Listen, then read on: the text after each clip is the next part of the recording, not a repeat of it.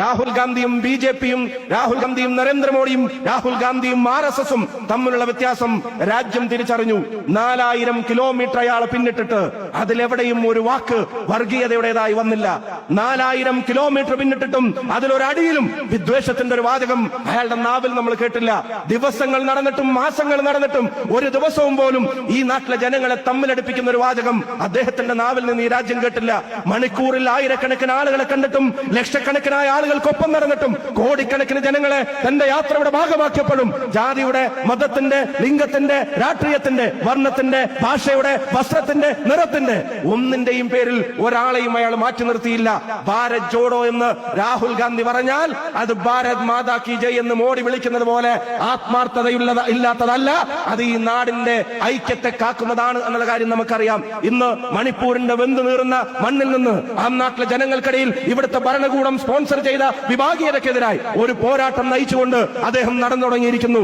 ഇന്ത്യയുടെ ആ പ്രദേശങ്ങളിൽ കഴിയുന്ന ജനങ്ങൾക്കിടയിൽ വിഭാഗീയതയുടെ വിത്തുകൾ പാകി ആ മണ്ണ് നിന്ന് കത്തിയപ്പോ, ആ നാട് വിറങ്ങലിച്ചു നിന്നപ്പോ, അവിടുത്തെ ജനങ്ങളിൽപ്പെട്ട ആളുകൾ ആശ്വാസത്തിന് വേണ്ടി നോക്കിയപ്പോ ഈ നാടിന്റെ പ്രധാനമന്ത്രി, ഫോട്ടോഷൂട്ട് നടത്താൻ സമയമുള്ള പ്രധാനമന്ത്രി, ലക്ഷദ്വീപിൽ കസേരയിട്ടിരിക്കാൻ സമയമുള്ള പ്രധാനമന്ത്രി മണിപ്പൂരിന്റെ മണ്ണിലേക്കൊന്നും ചെന്നില്ല. അവിടെ ആശ്വാസത്തിന്റെ ഒരു വാക്കും പറഞ്ഞില്ല. അവരെ ആശ്വസിപ്പിക്കാൻ ഈ നാടിന്റെ ഭരണകൂടത്തിന്റെ നേതൃത്വം നൽകുന്ന ആളുകൾക്ക് സമയമുണ്ടായില്ല, സൗകര്യമുണ്ടായില്ല.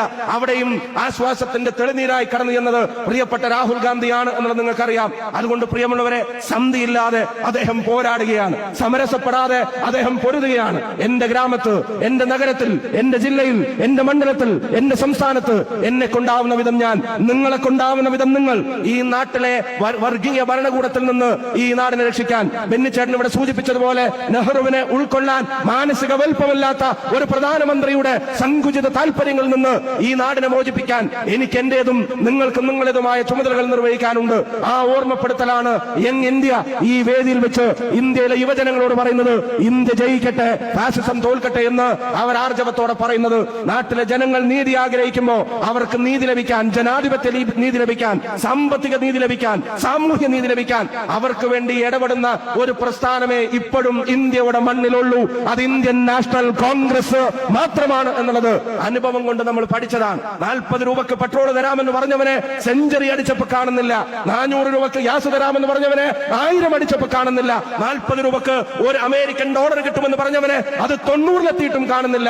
ജനങ്ങൾ തിരിച്ചറിയുന്ന ഒന്ന്, നാട്ടിലെ ജനങ്ങളെ പിഴുതെടുത്തവൻ, കോർപ്പറേറ്റുകളുടെ വളർച്ചയ്ക്ക് വേണ്ടി മെനക്കെട്ടവൻ, കർഷകന്റെ കടം എഴുതി തള്ളാത്തവൻ, അവന്റെ ഭൂമി കവർന്നെടുക്കാൻ ശ്രമിച്ചവൻ, നീതി ചോദിച്ചപ്പോ ജാതി പറഞ്ഞവൻ, ന്യായം ചോദിച്ചപ്പോ മതം പറഞ്ഞവൻ, തമ്മിലടിച്ചവൻ. ഇന്നത്തെ ജിഗ്നേഷ് മേവാനിയുടെ പ്രസംഗത്തിൽ അദ്ദേഹം ഒരു വെല്ലുവിളി പോലെ നരേന്ദ്രമോദിയുടെ മുമ്പിൽ ചോദ്യങ്ങൾ ഉയർത്തി. അദ്ദേഹം പറഞ്ഞു, 2024 തെരഞ്ഞെടുപ്പിൽ നരേന്ദ്രമോദിയുടെ പ്രചരണങ്ങളിൽ ഹിന്ദു മുസ്ലിം എന്ന വാക്ക് ഉപയോഗിക്കാതിരിക്കാൻ അദ്ദേഹത്തിന് ആർജവമുണ്ടോ? പാകിസ്ഥാൻ എന്ന വാക്ക്, അതുപോലെ തന്നെ ജനങ്ങളെ ഈ തമ്മിലടിപ്പിക്കുന്ന വാക്കുകൾ, മതം എന്ന വാക്ക്, ജാതി എന്ന വാക്ക്, ഇത്തരത്തിലുള്ള വാക്കുകൾ ഉപയോഗിച്ചല്ലാതെ ജനങ്ങൾക്ക് വേണ്ടി ചെയ്തതുപോലുള്ള കാര്യങ്ങൾ പറഞ്ഞ് തെരഞ്ഞെടുപ്പിനെ നേരിടാനുണ്ടോ?